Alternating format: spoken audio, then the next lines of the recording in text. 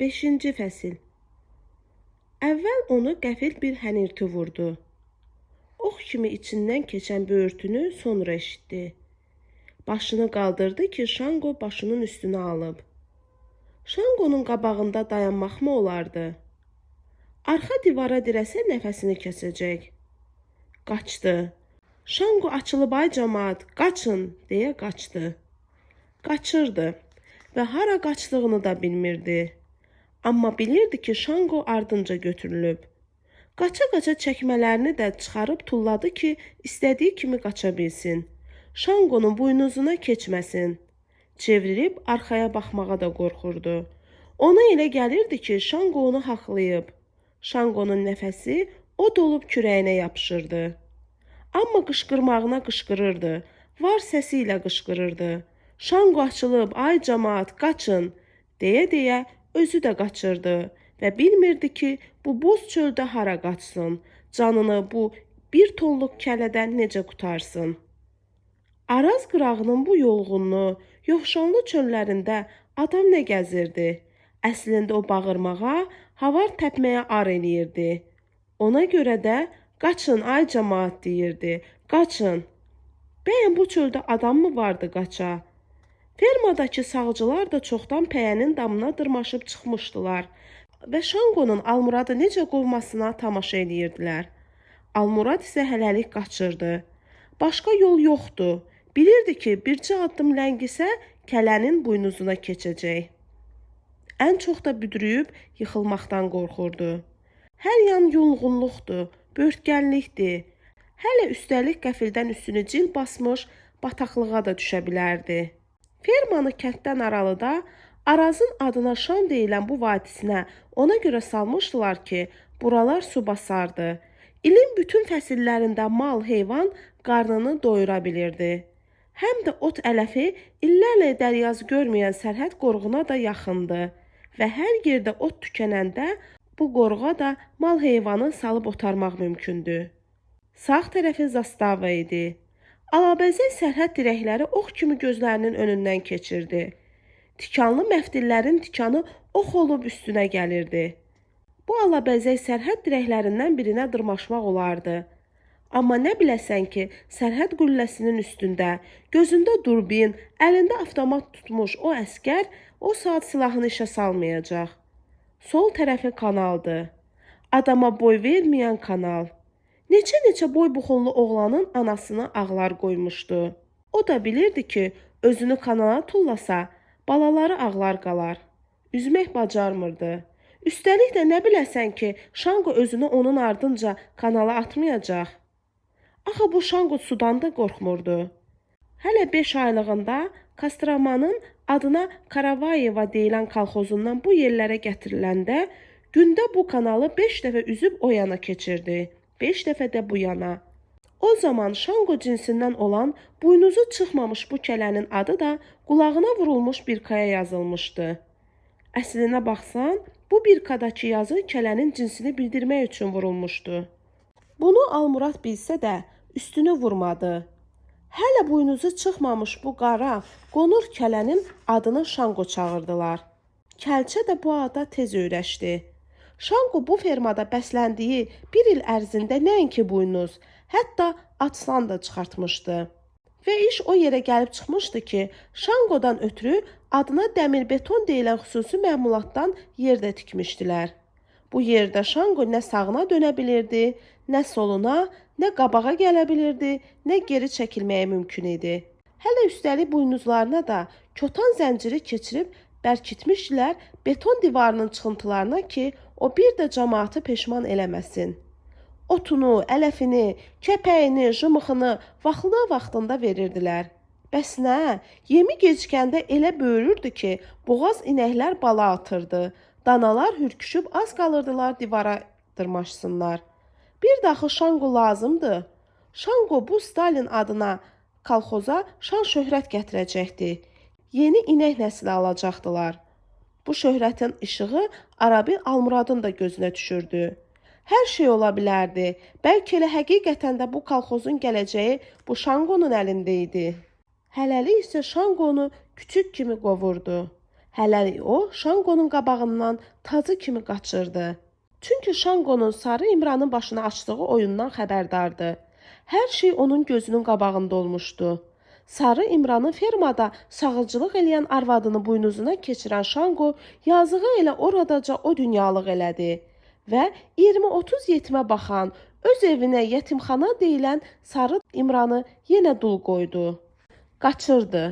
Qaçın ay cəmaat, Şanqo açılıb, deyə qaçırdı və ona elə gəlirdi ki, çöl bayır görməyən, dırnaqları neçə aydan bəri torpağa dəyməyən Şanqo tez yorulacaq.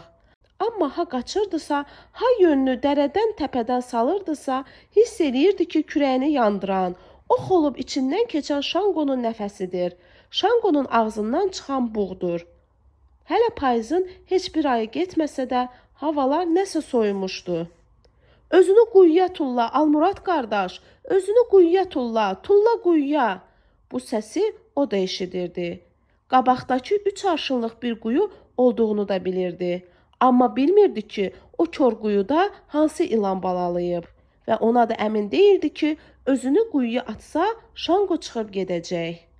Yox, Şanqonun gözü qızmışdı və ondan hər şey gözləmək olardı, hər şey. Quyu bu tərəfdədir, Almurad qardaş, bu tərəfdə, hara qaçırsan, hara? Almurad bu harayı eşidirdi.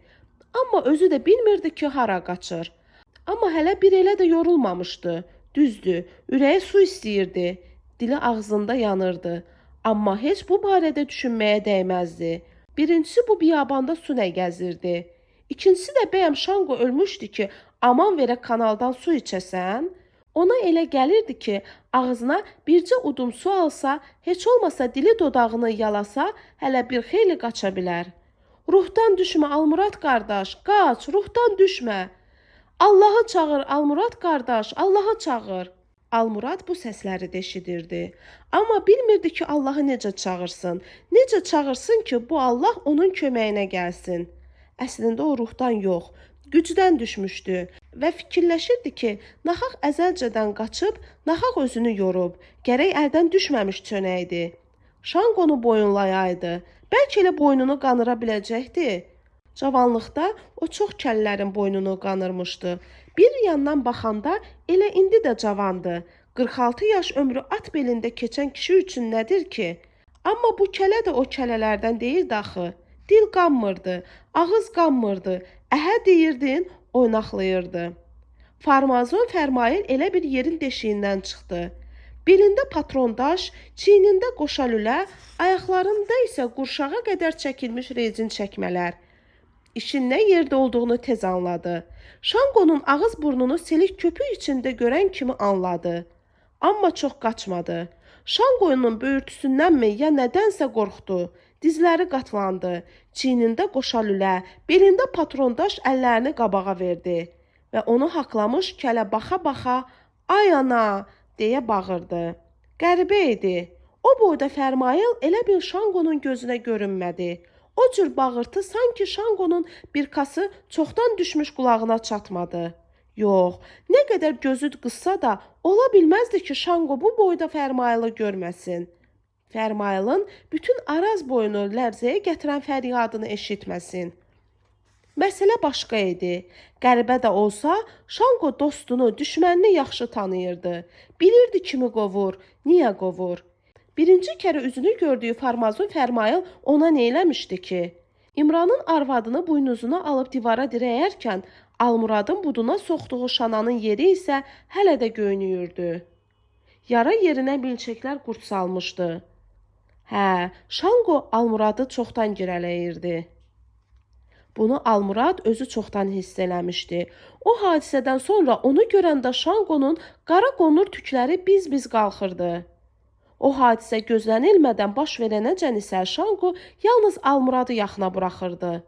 Yalnız Almurada imkan verirdi ki, paçasının arasını təmizləsin. Bu yerlərə təzə gələndə isə Almuradla lap mehribandılar. Bütün günü Almuradın dalınca gəzirdi. Gözü də Almuradın əlində. Elə bir bu heyvan da anlayırdı ki, yem ambarının açarı Almuradın əlindədir. Hə, o zamanlar heç Almurad da onu ac qoymurdu. Otun şirəlisini onun qabağına qoyurdu. Jımıxını, kəpəyini kəsmirdi.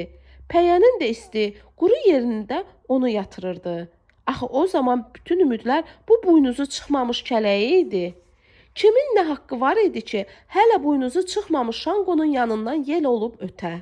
Rayon partiya komitəsinin birinci katibli 3 gündən bir gəlib Şanqonun kefini soruşurdu. Şanqonun yalnız iştahı ilə yox, özünü düyələr arasında necə aparması ilə maraqlanırdı ki, bunu da eşidən sağcılar üzlərini əlləri ilə tutub qıldaşırdılar. Hətta rayonun adına NKVD deyilən ən mötəbər idarəsinin rəisi Namazəliyev də o zaman fermaya gələndə Şanqo ilə maraqlandı. Şanqonun çəkisini soruşdu. Hə, bir də soruşdu ki, bəs bunun gücündən nə vaxt tam istifadə olunacaq? Almuradın yaxşı yadında idi. Hətta Namazəliyev istəmişdi ki, Şanqonun qara, qıllı belinə əlini də çəksin. Amma Şanqo quyruğu ilə onun ağzına elə ilişdirmişdi ki, Namazəliyevin gözlərinə su gəlmişdi. Dönüb Almurada, tülkü demişdi. Niyə demirsən bunun belə bir işi var? O zaman Şanqonun gözlənilmədən xəstələnməsi də yadındadır. Katiblinin Bakıdan vertolyotla professor gətirməsi də. 1953-cü ilin yayı idi. Yenə qara qızdırma Aleksandrovkada tüğyan eləyirdi. Xininlə, biqulolla, akrixinlə vaxtında bədənini bərkitməyənlərin adını uşaqlı böyüklü yer üzündən silirdi. Professor heybəsindən Şanqo içirtmək üçün düz 12 cür dərman çıxartdı. Bu dərmanları necə içirtməyin yolunu da başa saldı və vertolyota minməyə gedəndə də yaxşılaşmasa məni yenə çağırın dedi. Almuradın zor bəla ilə içirtdiyi o dərmanlardan sonra da Şanqo düzəlmədi. Amma üzü payıza gedəndə, havalar sərinləyəndə yaxşılaşdı. Bircə ayın içində dərsini tutdu. Sonra professorun göndərdiyi iynəni də Şanqoya Almurad özü vurmuşdu. Nə isə xarici dərman idi. Şüşənin üstü latın əlifbası ilə yazılmışdı. İndi o latın hərfləri də birdən-birə Almuradın yadına düşdü. Şanqo isə hələ də onu qovurdu və Almurad artıq fikirləşirdi ki, bununki də bura qədər imiş. Fikirləşirdi ki, heyv. Bir elə əzaba, zillətə qatlaş, bir belə döz, bir belə gözünlə, kipriyinlə yerdən od götür, axırda da bir kastroma kələsi səni buynuzunda öldürsün. Qaçdığı cığır onu gətirib iri bir börtkən kolluğuna çıxartdı və burada da nəfəs almağa macal tapdı. Şanqo fısıltıya, dırnaqları ilə yeri eşə-eşə ona baxırdı və elə bil baxışları ilə deyirdi ki, çıx bayra, yekə kişisən. O isə Şanqonun özünü böyürtkənliyə toxumasını gözləyirdi ki, özünü vursun bir başqa kolluğa. Qaça-qaça gəlib çıxdığı bu yerlər kol-kosluqdur. Şanqo isə fıs-fıs fısıldayırdı. Dırnaqları yeri kotan kimi eşirdi, böyürürdü. Amma nədənsə özünü kolluğa tullamaq istəmirdi. Bəlkə də bu Allahın heyvanı elə hesab eləyirdi ki, elə çığır-bığırla bağrını yardığı şikarını ələ keçirəcək. Almurada isə elə gəlirdi ki, daha qurtuldu. Şanqo isə nərildəyirdi və o Şanqonun ağzından çıxan buğun istisini də hiss eləyirdi. Ferma tərəfdən yenə sağcıların səsi eşidilirdi. Amma o daha heç nə anlamırdı. Fermadan çox uzaqlaşmışdı. Azı 1 kilometrəcən kələ onu qovmuşdu. Əlini kürəyinin üstünə qoydu. Elə bir sinəsində sudan təzə çıxmış bir balıq çırpınırdı. Börtkən yarpağının üstündə qalmış şehi duz kimi yaladı. Sən demə başının üstündə 5-6 dənə qapqara börtkən də varmış. Elə bu börtkəni ovuclayıb yanğısını söndürmək istəyirdi ki, Şanqo buynuzunu yerə diriyib qaban kimi yeri eşə-eşə onun üstünə cumdu. O kolluqdan əl-ayağı qan içində çıxandan bir qədər sonra Şanqo da göründü. Kolluq yerli dibli Şanqonun belində idi. Hətta üstündə qapqara börtkənlər də vardı. Yenə özünü başqa bir kolluğa təpdi. Vaxt var idi ki, bu kastroma kələsi özü onun qabağından qaçırdı. Şallağın ucu belini aşıran kimi işini bilirdi. O vaxtlarda biraz dəcəlliyi vardı. Yerli cinsdən olan həmyaşıtlarını harda gəldi buynuzluyurdu. Yanı balalı inəklərə, düyələrə də göz verirdi, işıq vermirdi. Elə o zaman Şanqonun bu əməllərindən xəbər tutan katib dedi ki, Bəyəm sən bilmirsən? Sən demə katib özü də haçansa zootexniklik məktəbini qurtarıbmış. Bunun yaş yarım olmamış inək düyəsinin arasına buraxmaq olmaz?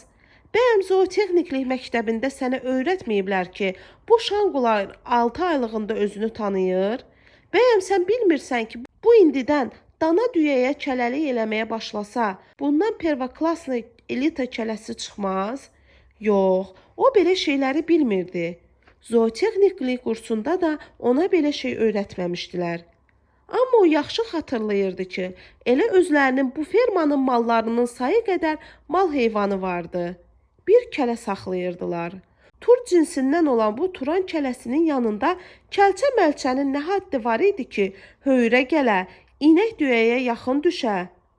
Amma elə inək düyənin içində, inək düyəyə sürtüşə-sürtüşə, inək düyəyə gözqaş eləyə-eləyə böyüyürdülər. Bir də görürdün ki, aha, işin içində iş var. Kəlçələrdən biri kələyə dav gəlir. Mərdi-mərdanə bir gün, 2 gün, bəzən bir həftə döyüş gedirdi. Və sonra görürdün kəl çəkildi qırağa. Özü mal heyvandan ayrıldı. Küsüb durdu bir tərəfdə. Beləcə kəl küçürdü və günlərlə dilinə su da vurmurdu. Gözlərinin zığını axıda-axıda öz belindən gələn, özünə oxşayan kəlçəyə tamaşa eləyirdi. Meydanı vermiş kəli daha bəsləmirdilər. Ya kəsirdilər, ya da axtalaya boynunu keçirirdilər boyunduruğa. Qoşurdular cütə, kotana, xışa, vələ, arabaya. Bir sözlə, nəyə gəldi? Adına da daha kələ yox, öküz deyirdilər. Hə, o belə şeyləri bilirdi. Amma bilmirdi ki, pervaklaslı elita nə olan şeydir. Niyə bu kələlərin arasına ayrı seçkilik salıblar? Niyə birinə deyirlər pervaklaslı elita, rekord elita, birinə isə artistka, birinə baqatır? Sonralar Almurad Kastromanın adına Karavayeva deyilən kolxozuna təcrübə mübadiləsinə gedəndə onu da öyrəndi ki, bəzən bu kələyə heç klass da vermirlər. Klasssız kələ də kimə lazımdır? Bəxti olsa, elə bəri başdan göndərərdilər ət kombinatına. Yox, bəxtsiz olsa, boynunu salırlar boyunduruğa, yollayırlar Svetli Put kolxozuna. Hələ 5 may 1949-cu ildə Vladimir İliç Lenin adına Ümumüttifaq Kənd Təsərrüfatı Akademiyasının akademiki Lisenko yüksək kürsülərdən birində demişdi ki, bizim malqaramızın yeni nəsli yalnız və yalnız 1-ci dərəcəli kələlərdən törəməlidir. Sonra Lisenko o məclisdə üzünü o toplanışın əsas simasına tutub söyləmişdi ki, necə ola bilər biz hər şeyi inkişaf etdirək, hər şeyi dəyişək, amma kələni yox və qətiyyətlə bildirmişdi ki, biz kələni də dəyişəcəyik. Qarşıdakı 5 illikdə bizim inəklərin yeni nəsli yalnız yeni kələlərdən törəyəcək. O zaman bütün qəzetlərinin birinci səhifələrində dərc olunan, heyvandarlıqla məşğul olan, bütün kolxoz və savxozlarda oxunan, müzakirə olunan bu çıxış Almuradın yadında idi. O hələ də anlaya bilmirdi ki, yeni kələni necə yaratmaq olar. Bəyəm bu kələni inək doğmurmu?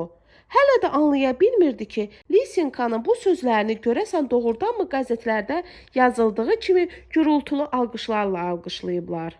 Ağır zamandı. Kimin nə həddi var idi ki, gürültülü alqışlarla qarşılanan o çıxışı gürültülü sözlərlə tərifləməsin? O məruza çap olunmuş qəzetlər əl-əl gəzəndə yəqin ki, Şanqonun heç bu dünyada izi tozu da yox idi. Amma Kastromanın Karavayeva savxozunda illərlə can qoyan, azı ildə 30-40 inəyi hörüyə gətirən babasının başına itin oyununu açırdılar.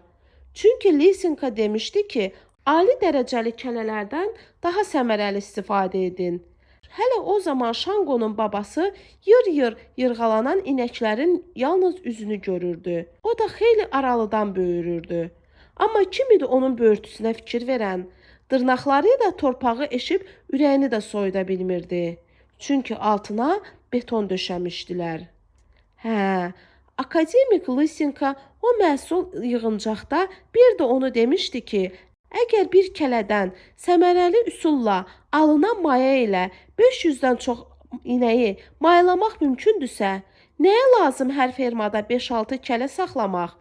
Hə, Lisinka qətiyyətlə bildirmişdi ki, 5-6 fermaya bir kələ bəsdir.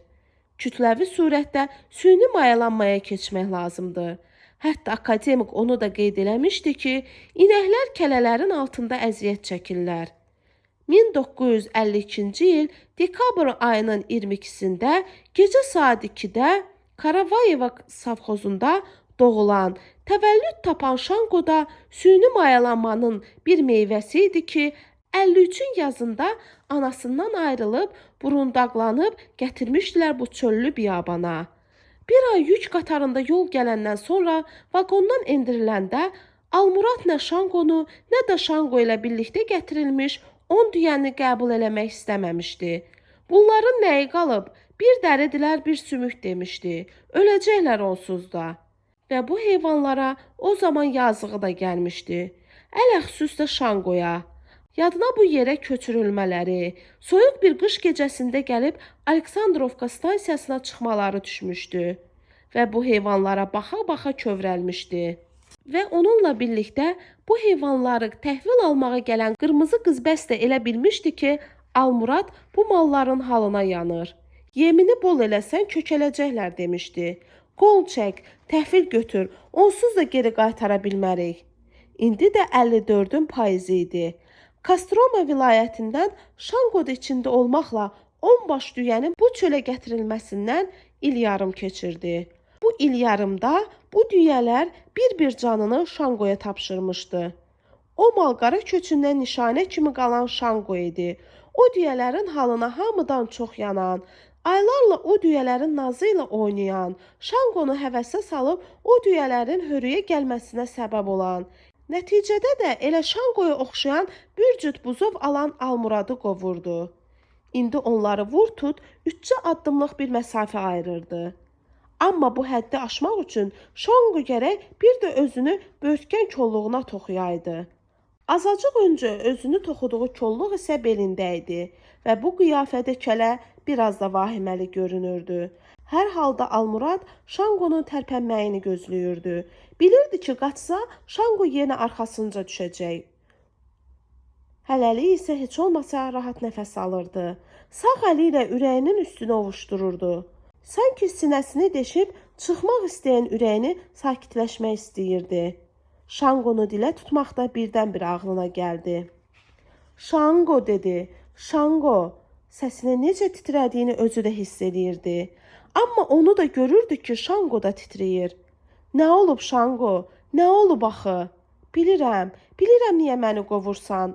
Bilirəm, hamısını bilirəm. O buduna vurduğum yara hələ sağalmayıb, görürəm. Amma sən də pis hərəkət elədin. O cür gəlini basıb öldürdün. Nə eləmişdi sənə? Bilirdi ki, Şanqo bu sözləri anlaya, bu sözlərdən yumuşala, toxtaya bilməz.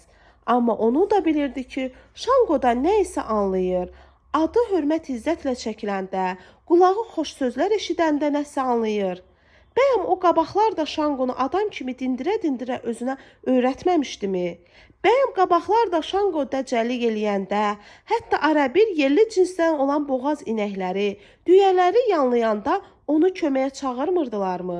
Demirdilərmi, gəl bu Şanqonun ipini yığ? Deyirdilər və o Şanqonu bircə dəfə yumuşaq, həlim səslə dindirən kimi kələ sanki ayılırdı. Sanki başa düşürdü ki, Almurad nə istəyir. Onunla Şanqonun arasına nifaq o hadisədən sonra düşdü. O hadisənin baş verdiyi yerdə o şananı Şanqonun qarnına da soxa bilərdi. Amma nə isə onun əlini saxladı. Nə isə onun yadına saldı ki, bu Şanqodur ha, bir qara qəpikli hörməti olan Muğan kələsi deyil. Bura bax Şanqo, bura bax, gəl bu daşı tök ətəyindən, gəl qayıt. Axı mən olmasaydım, səninlə bu çölə gətirilən o düyələr kimi indi sümüklərin, itlərin ağzındaydı. Şanqo, Şanqo. Şanqo isə böyürürdü. Dırnaqları ilə yeri kötan kimi eşirdi və elə bil ona deyirdi ki, çıx kolun dalından, çıx açıqlığa. Hətta birdən-birə kolların arasından Şanqonun belini də qaşımaq istədi. Axı qabaqlar onun əlinin təmasından da xoşallanırdı. Onun əlinin istisi Şanqonu ipəyə döndərirdi. Amma indi elə bil Şanqo bu təması gözləyirmiş. Nərildəməyi ilə burnunu böyürtkənliyə soxmağı bir oldu. O yenə cəld tərpəndi. Yenə yerini dəyişməyə macal tapdı. Şanqo isə bu kolluqdan alqan içində çıxdı. Bu böyürtkənlikdəki qaratikan kolu onun gözünün altını necə cırmışdısa, necə qanatmışdısa qan dayanmırdı. Qan axırdı və elə bil Şanqonu da bu qan yumşaldırdı. Yenə yalvarmağa başladı. Şanqo, qadan alım Şanqo, dedi. Gör bir özünü nə kökə saldın, gör bir özünü nə günə qoydun. Axı niyə, nədən ötürü? Əsas ona çalışırdı ki, səsi həzin çıxsın. Əslində ağzına gələni deyirdi. Özgə nə deyə bilərdi ki? Hər halda bu sözləri onun ağzına gətirən də qorxu hissi idi. Bəs indi nə eləyək Şanqo?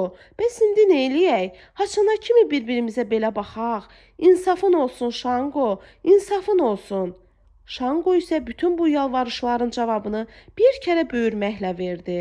Amma deyəsən, həqiqətən də gözünün altından süzülən qan onu yumşatmışdı. Daha Almurada baxmırdı. Yerə, bir də qabağını kəsmiş kolluğa baxırdı. Bu kolluqda da qaratikan kolu qalxmışdı. Hə Şanqo, neyləyək indi deyirsən? Qaydırsan ya yox? Yox Şanqo, qaydana oxşamırsan. Qan gözünü alıb. Amma mən də mənəm. Şanqo, sənə can verməyəcəm. Görürsən də cəmaatın etibarını. Bir köpək oğlu köməyə gəlmir. Bir köpək oğlu demir ki, Şanqo bu kişinin axırına neylədi? Hə Şanqo, sən də belə əl çəkmirsən. Şanqo deyəsən kolluğun ətrafını dolanmaqla onu yorub yaxalamaq istəyirdi. Amma burada da şəltəsi işləmədi. Şanqo bir dəfə kolun başına dolanacan o 3 dəfə yerini dəyişdi.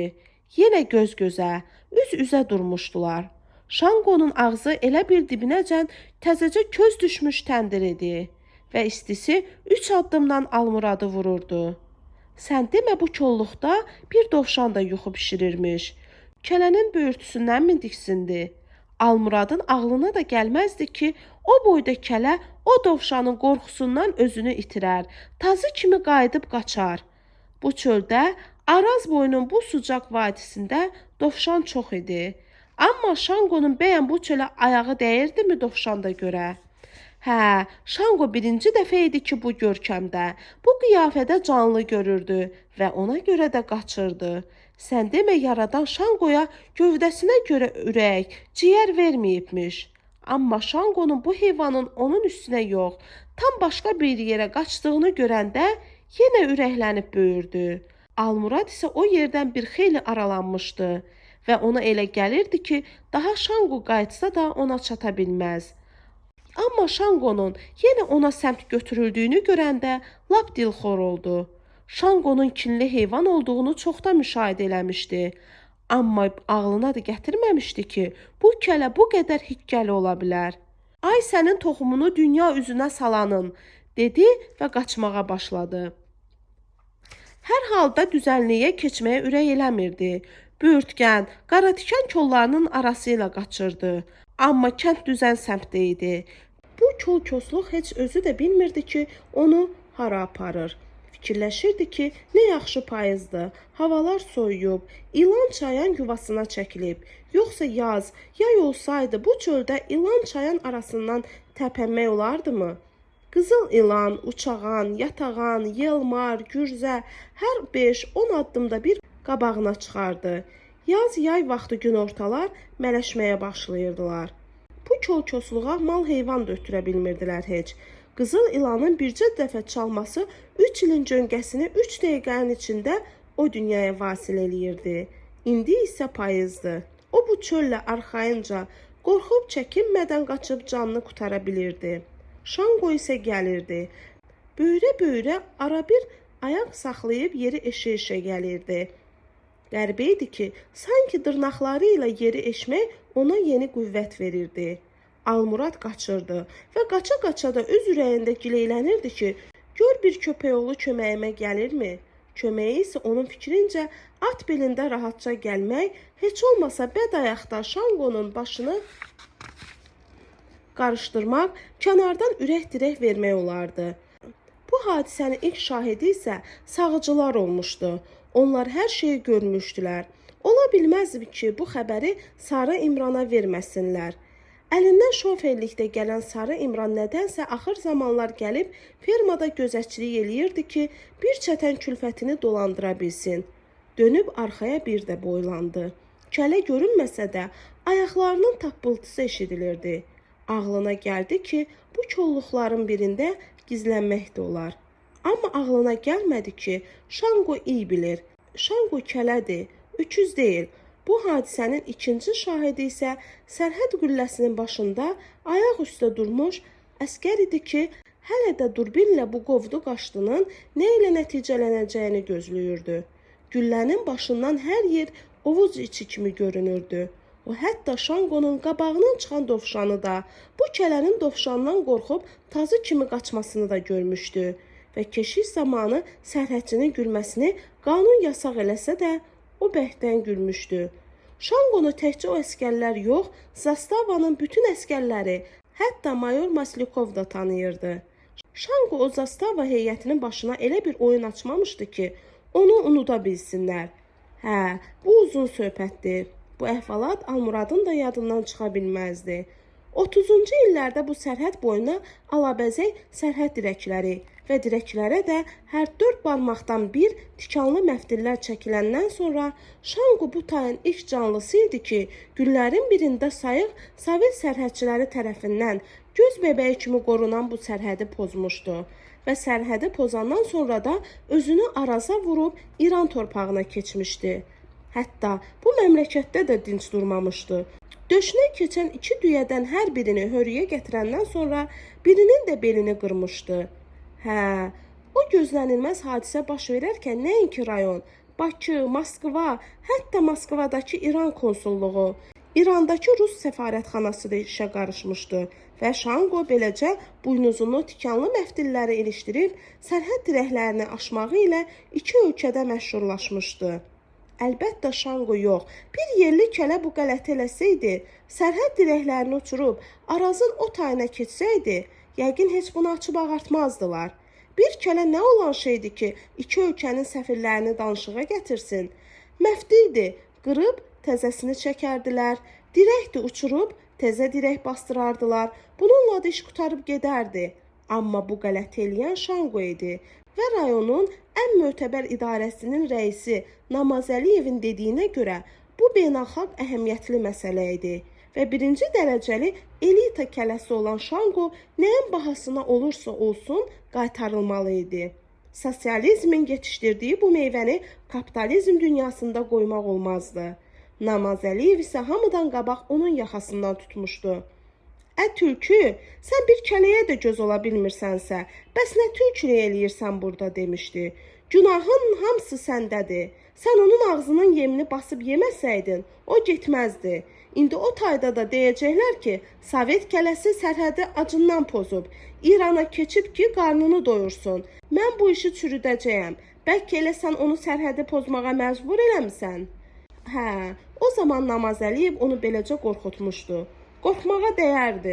Şanqonun bu hərəkətinə siyasi məna verib, onu günahlandırmaq Namazəliyevin əlində nə çətin iş idi ki. O zaman hələ ölkənin rəhbəri də təzə ölmüşdü. Ölkənin ab-havası dəyişməmişdi. Hələ əksinə Stalinə düşmən axtarırdılar. Stalinin ölüm xəbəri gəlib bu çölə çatan gün o da palaza bürünüb ellə sürünmüşdü. Hətta basıb gözündən çıxardığı yaşı qırmızı qız bəsə də, Stalin kolxozunun təzə partkomuna da, əmisi Mirzənin sələfinə çevrilən farmazon fərmayla da göstərmişdi. İçində isə sevinmişdi. İçində elə bir bayram başlamışdı ki, qolunun gücü gözünün işığını artırmışdı. Fikirləşirdi ki, əksəriyyəti hələ də doğma yurda qayıtmaq istəyən bu elatın qabağını kəsən olmayacaq. Ona da bundan savayı nə lazımdır ki? Elə bir gecə olmazdı ki, o çılpaq dağların, yalın-yalçın qayaların arasında qoyub gəldiyi kənd kəsək, doğma ocaq, öz əli ilə əkib böyütdüyü armud ağacları, bu ağacların dibindən axan yarpızlı arx, bu arxın gedib çıxdığı Vedi çayı, müharibədən qayıdandan sonra onu tərk eləməyən baş ağrısından qurtarmaq üçün isti günlərdə qardaşı oğlu Orucu da yanına salıb getdiyi qumlaq, qumu doğrudan da can dərmanı olan bu qundaqdan keçib Əricə yaylağına gedən yolu, bu yolda qaynayan bulaqlar, bu yolun çamırlı və kəkliotlu, baldırğanlı, quzu qulaqlı yamacları yuxusuna girməsin. O zamanlar Qundağa gedəndə Orucu güya ona görə özü ilə aparırdı ki, onu qumlasın. Quma girəndə gərək burnundan, ağzından savayı bir əzan da bayırda qalmaya. Amma əslində onu aparırdı danışdırıb dindirməyə, Oruca dərdini unutturmağa. Bilirdi, başa düşürdü ki, atasının hələ də üzünü görməyən, qəfildən anasını da itirən Oruc nəyin xilfətini eləyir. Üstəlik Orucun boy buxunu da, danışığı, gülüşü də məzəli idi. Özü də adamı yormurdu, boş-boş suallar vermirdi. Biraz tərifləyən kimi də sazım dınqır deyə aşıq həsrəti yamsılayırdı. İndi bu dünyada nə aşıq həsrət vardı, nə də Oruc. Orucdan da belə-belə xatirələr qalmışdı ki, təzələnəndə içi oyum oyulurdu. Hə, o zaman Namazəliyev onu bərk qorxutdu. Amma axırdan axıra biədəb bir zarafat da elədi. Tülkü, Şanqonu gətirə bilməsən, səni tutub bağlayacağam onun yerinə. Amma de görüm onun işini görə biləcəksən. Şanqonu gətirmək üçün isə Arazın o tayına, İran torpağına onun özünü də apardılar. Çünki Şanqonun o tayda otladığı qobuya gedib çatsalar da, nə Namazəliyev, nə Bakıdan bu iş üçün məsul gəlmiş qara eynəkli şəxs, nə Maşlikovun komandası altında hərəkət edən Sovet sərhədçiləri kələyə yaxınlaşa bilməmişdilər. Şanqo onları qabağına qataraq qovub Arazdan keçirtmişdi bu taya. Bu tayda isə rayonun bütün mötəbər yoldaşları da içində olmaqla bütün kənd Şanqonun yolunu gözləyirdi. Qırmızı qızbəz qurban demişdi. Demişdi ki, Şanqo sağ-salamat gəlib çıxsa, 3 illik əyəcimi kəsib paylayacam cəmaata. Kolxozun partkomu kələdən ötürü ağlamışdı. Şanqosuz bizim işimiz necə olacaq demişdi. Aleksandrovkanın gənc şairi Qrişa da, onun nə anası erməni idi, nə atası rus. Şanqonu geri qaytarmaq niyyəti ilə şeir də yazmışdı. Və bu uzun şeiri çox yerdə, o cümlədən ferma əməkçiləri arasında da avazla oxumuşdu. O şeirin bir beyti də indi də Almuradın yadında idi. Qayıt Şanqon mənim, qayıt gəl bəri, yoluna dikilib şair gözləri. Yəqin bu beyt ona görə yadında qalmışdı ki, Qrişa şeirin bu beytini hər bənddən sonra təkrar eləmişdi. Özü də sözün bu yerində əlini Arazın o tayına uzadaraq təkrar eləmişdi. O gün elə o da Şanqonun yolunu gözləyirdi. Sentyabrın 22-si idi. O günü o necə unuda bilərdi ki? Ayağı 35 ildən sonra bir də Arazın o tayına, antisovet siyasəti yeridən, hələ də şah üsul idarəsi ilə idarə olunan bir dövlətin torpağına dəymişdi. Namazəliyev cəmaatın içində ona, tülkü, cəmaat 10 min, 20 min pul tökür, dedi. Gedib bir sosialist ölkəsinə çıxanmır. Sən Şanqonun şotuna, xaricə gedirsən. Tez elə, geyin görək.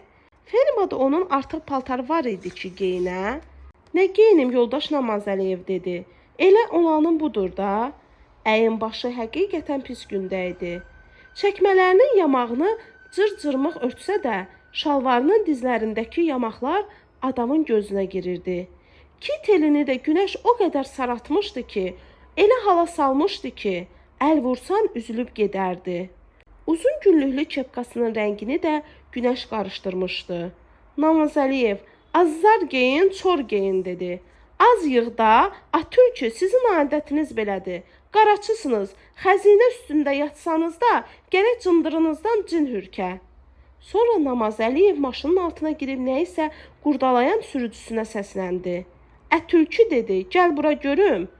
Sürücü əlinin yağını, mazutunu yerdən üzdüyü bir əlçim ota silə-silə rəisə yaxınlaşandan sonra Namazəliyevin doğrudan da tülküyə oxşayan bu sürücüsünə nə dediyini eşitmədi.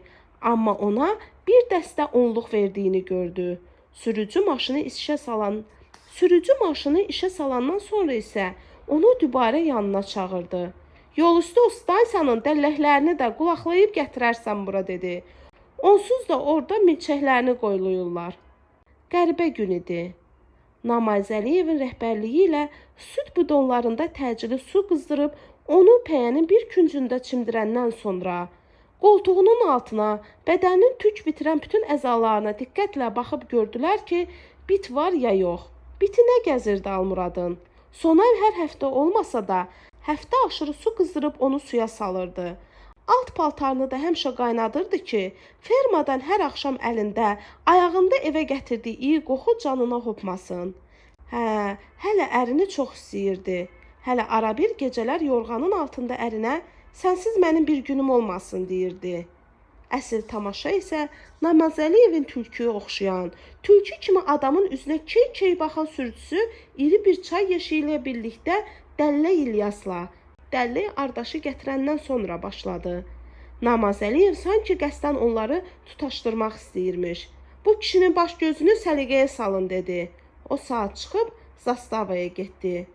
Çünki hələ də İran torpağında öz oylağında olduğu kimi oynaqlayan Şanqonu Zastavanın keşikçi qülləsindən mayor Maşlikov özü izləyirdi və tez-tezdə xüsusi rasiya ilə məlumat verirdi.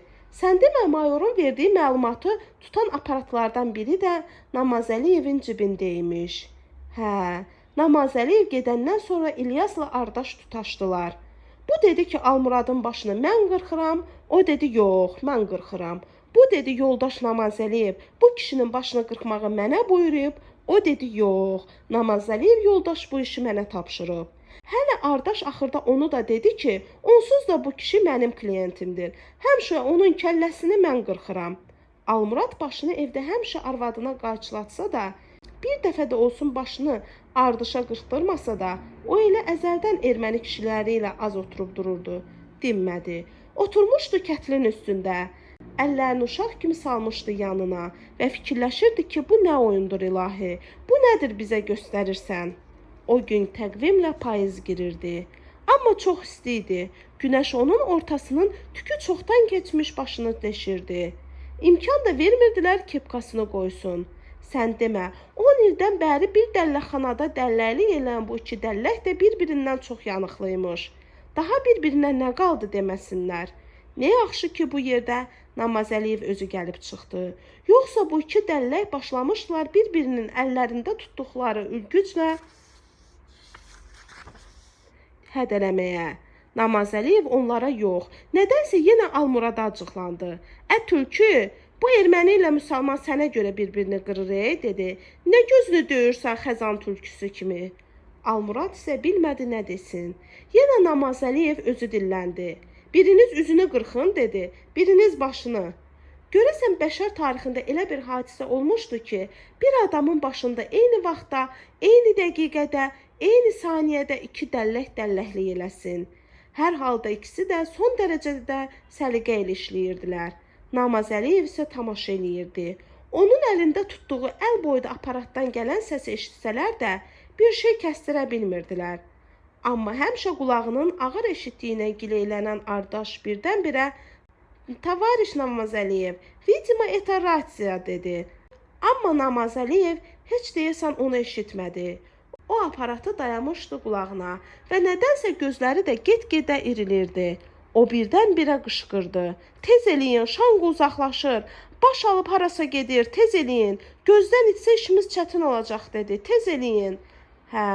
Namazəliyev elə danışırdı ki, elə bir Şanqunun gözdən uzaqlaşdığını, harasa baş alıb getdiyini öz gözləri ilə görürdü. Gözlərinin də işıqdan düşdüyünü son zamanlar tez-tez dilinə gətirən Ardaş onun başını qırxırdı. İlyas isə üzünü. İlyasla Ardaşın saldığı hayküyə tökülüşüb gələn sağcıları isə Almurad özü qovdu. "Cəhənnəm olun buradan" dedi. "Sürükün it uşağı it." Almuradın da gücü çatan, sözü batan bu sağcılardı. Ağzının açısını onların üstünə tökürdü. Əslində özü də bilirdi düz iş görmür. Onların hərəsi bir kişinin qızıdır, bir kişinin arvadıdır, bir ocağın gəlinidir. Amma özünü saxlaya bilmirdi. Dili də bu zəhrimar söyüşə uşaqlıqdan öyrəşmişdi. Nə deyir desin, necə deyir desin, söyməyəndə ürək soyumurdu. Bu sağcılar da onun fikrincə tənbəl deyildilər, amma məsuliyyətsizdilər. Bircə gün göz olmayanda görürdün ki, iş axsadı. Əslində bu fermada gərək iş axsamayaydı. Şanqodan və 5-10 dana dunadan savayı burada cəmi 90 inək var idi ki, bu 90 inəyə 9 sağıcı qulluq eləyirdi. Almurad bölgünü qayda qanunla aparmışdı. Hər sağıcının sərəncamına 10 inək vermişdi. Amma görürdün ki, hər kəs özünün 10 baş inəyinə göz olmaqdansa bir-birinə göz olurlar. Görsünlər ki, bir butulka südü kim harasına soxub aparır. Hə, Almurad hər sağıcının axşamlar bir butulka süd apardığını bilirdi. Amma özünü görməməzliyə vururdu. Beləcə Stalin kolxozunun fermasında da iş beləcə gedirdi. Sağıcıları ən çox yol yorurdu. Kənddən bu fermaya düz 4 kilometr yoldu. Piyada gəlib gedirdilər. Düzdür, qış aylarında kolxozun işi azalanda qırmızı qızbəs arabaçı tapdığı arabası ilə birlikdə fermanın sərəncamına verirdi ki, sağıcıları aparıb gətirsin. Amma qış aylarında bu yolda araba da işləmirdi. Palçığı elə batırdı ki, çarx oxunacan görünmürdü. Bundan sonra da digər arabanı çıxart görüm necə çıxarırsan. Bəlkə yağış düşəndə rayondan südü aparmağa gələn maşın da daş yolla kəndin içərisinəcən gəlirdi və sürücü kənddən sifariş eləyirdi ki, südü gətirin. Nə yaxşı ki, alapaça vardı.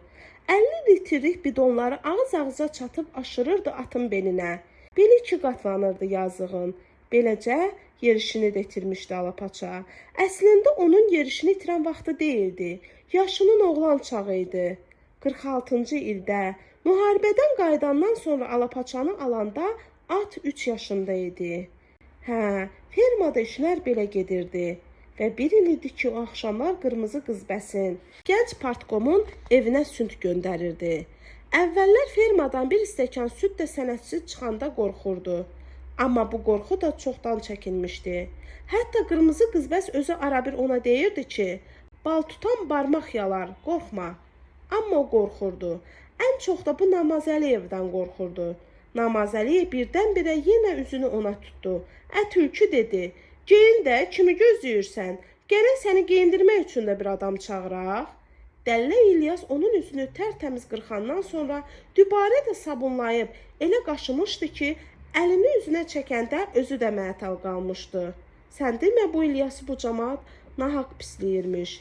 Üzünün belə qırxıldığı yadına da gəlmirdi. Hətta Almaniyada əsirlikdə olanda da onun üzünü belə qırxmamışdılar. O belə üz qırxa bilən dəllək görməmişdi. Hətta İlyas onun üzünə ətir də çiləmişdi ki, bu ətrin qoxusu da onun yadına əsirlik illərini salmışdı. Almaniyadan qayıdandan sonra onun üzünə ətriyyat dəyməmişdi. Nədənsə nə Ardaş güzgü gətirmişdi, nə İlyas. Ona görə də bilmirdi ki, Ardaş başını necə qaydaya salıb. Amma hiss eləyirdi ki, Namazəliyev onun da işindən razıdır. O isə bilmirdi ki, nə geyinsin. Namazəliyevin çay yeşiyindən çıxarıb qabağına tökdüyü təp-təzə kostyuma necə toxunsun. Qaverkurt parçasından tikilmişdi və haçandı istəyirdi ki, özünə yox. Qarabağın adına İmirli deyən kəndində tikinti işlərində sənəti müəllimliyi olsa da işləyən qardaşına elə bu parçadan tikilmiş bir kostyum alsın. Namazəliyev dübarə onun üstünə şəşələndi. Tülkü geyin də, dedi. Kimi gözləyirsən? Hamı sənin məətəlindir axı. O isə heç özü də bilmirdi ki, kimi gözləyir. Hər halda bu cəmaatın gözü baxa-baxa şalvarını soyunmağa ar eləyirdi. Təsəvvür eləyə bilmirdi ki, bu çölün ortasında şalvarını dəyişə bilər. Əslinə qalsa, ən çox onu geyməyə məcbur eləyən Namazəliyevdən utanırdı. Qırmızı qızbəs isə başını aşağı salmışdı. Amma nədənsə ilk gündən onunla ülfət bağlayan kolxoz sədrindən çəkinmirdi. Çöldü. İş elə gətirmişdi ki, o bir-iki dəfə onun yanında nəinki şalvarını, hətta tumanını da soyunmuşdu. Hə, bu fermada onun işləri beləcə gedirdi. Şanqo olmasaydı yaşamağa nə vardı ki? Amma Şanqo onun gününü göy əskiyə bükmüşdü. İndi isə onu qovurdu. Özü də öldürmək, basıb əzmək istəyirdi, vəssalam. Düzdür, indi o içinə gün işığı da düşməyən bu kolluqda gizlənmişdi. Amma görünürdü ki, Şanqo düz onun üstünə gəlir. Kol-kosu yara-yara gəlir. Və buradan çıxıb qaçmağa cığır olmadığını biləndə isə onu tər bastı.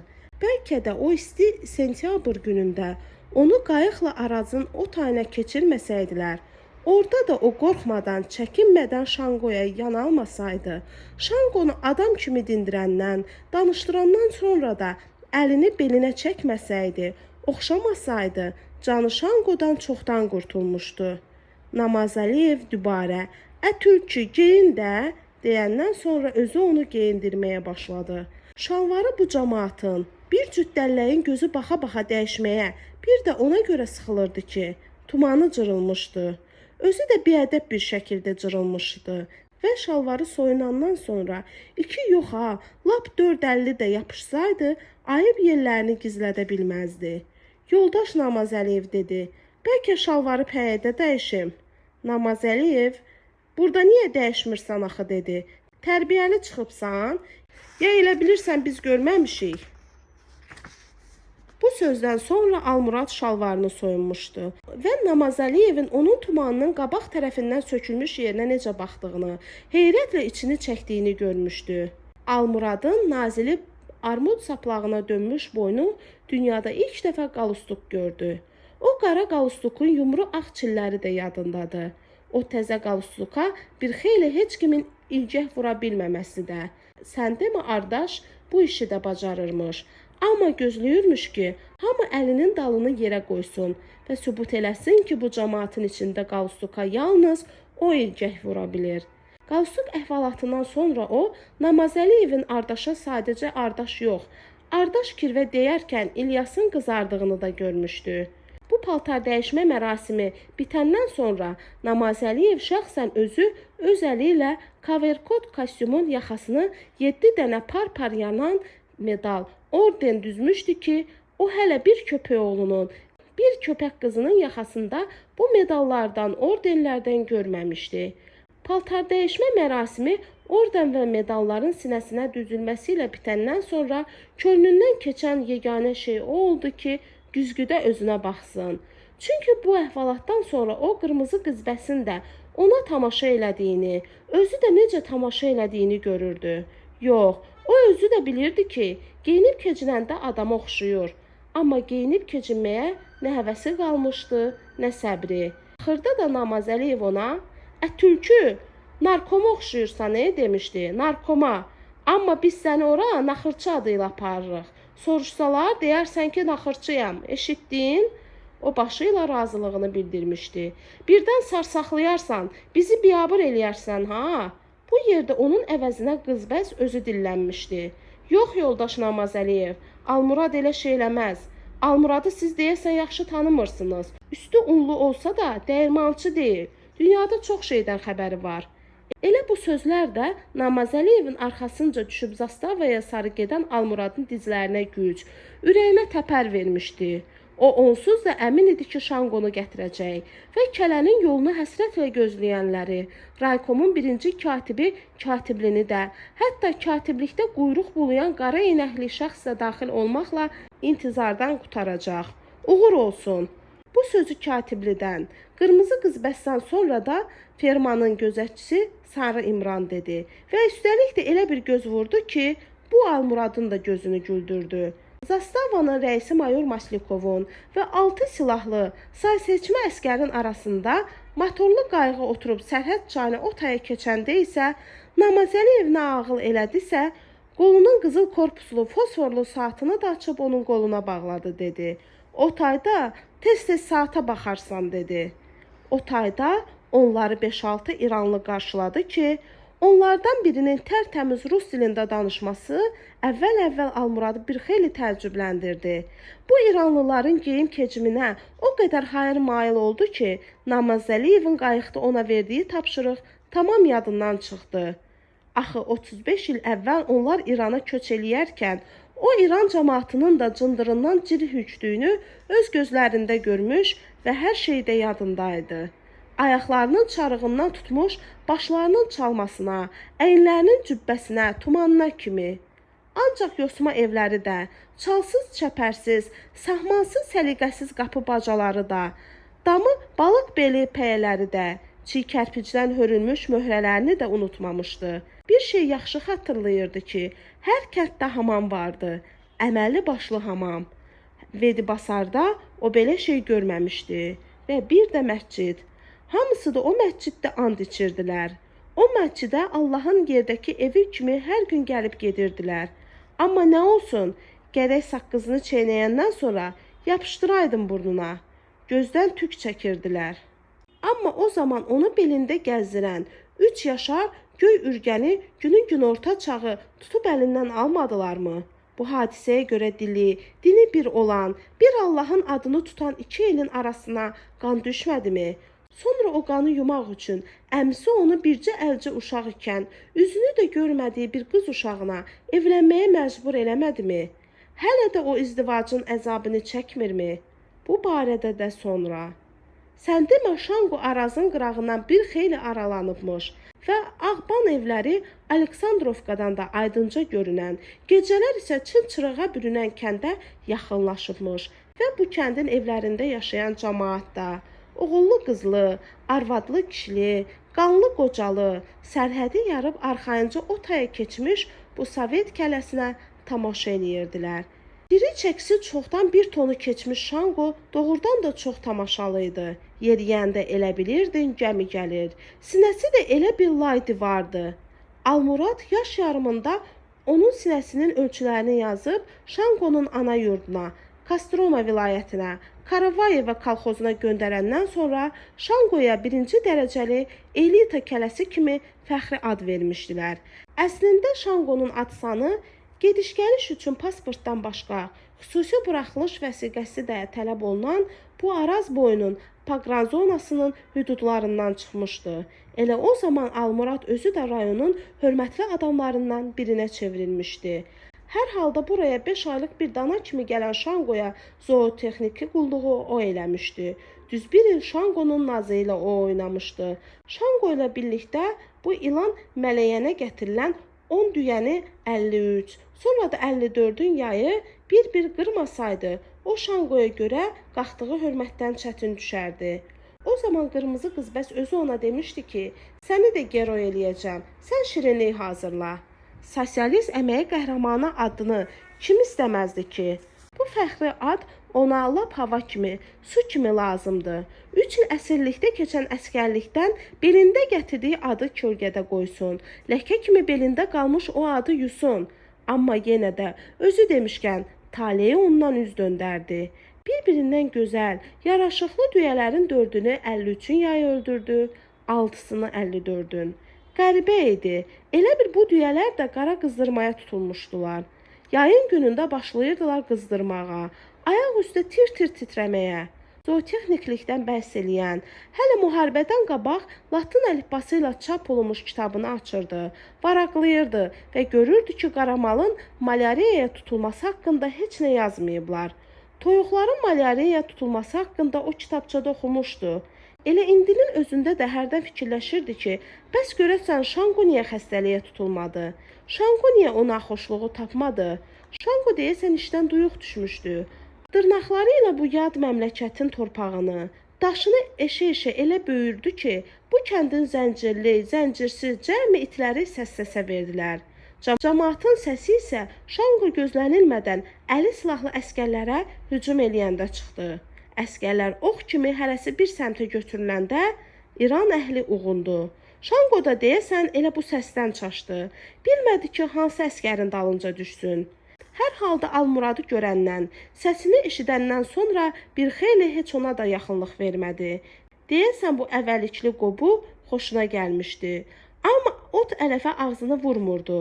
Hiccəli-hiccəli Azərbaycanca danışan bu İran cəmaatına baxırdı. Artıq ondan xeyli aralanmış əskərləri süzürdü. Bir gözünü isə nədənsə Namazəliyevdən heç çəkmirdi.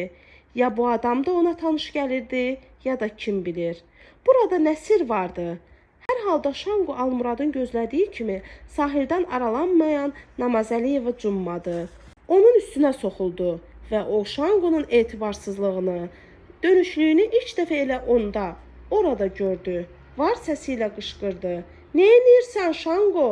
Var gücü ilə 7 qulac öküz dərsindən özünün toxuduğu şallağı burnunun üstünə ilişdirdi. Yoxsa o öz başına olsaydı, o cür yeyib qızmış, Kələni, birinci dərəcəli elita rekordunu, bir-birindən ətli əndamlı, bir-birindən gözəl düyələrə həsənət qoyardımı? Sop-soyuq dörd divarın arasında saxlayardımı? Əməlli başlı burun tağalayandan sonra, üstəlik buynuzundan zəncirləyərdimi? Katibli tapşırmışdı ki, görünür bunu da katibliyə tapşıran vardı. Bu il Stalin kolxozunun bütün inəkləri Şanqonun mayası ilə mayalanmalıdır. Gözü yan görəsində belədən beləyə, elədən eləyə keçən düyələrdə qalan Şanqonun mayasını durduğu yerdə almaq insafdandırmı? Hələ sonra gərək mayaya mikroskopla baxaydı. Hüceyrələr ölü olsa heç nə. Ölü hüceyrə ilə inək düyə mayalanarmı? Gərək hüceyrələri diri olan maya alınaydı. Sən də kənarda nə biləsən, bu Şanqonun mayası bugün hansı haldadır? Hüceyrələr diridir ya ölü. Mayanı çox saxlayanda da hüceyrələr öz-özünə ölürdü. Amma mayanı saxlamağın yolunu öyrəndi. Bundan ötürü onu təmtəraqla göndərdilər Kostromaya, Karavayeva savxozuna.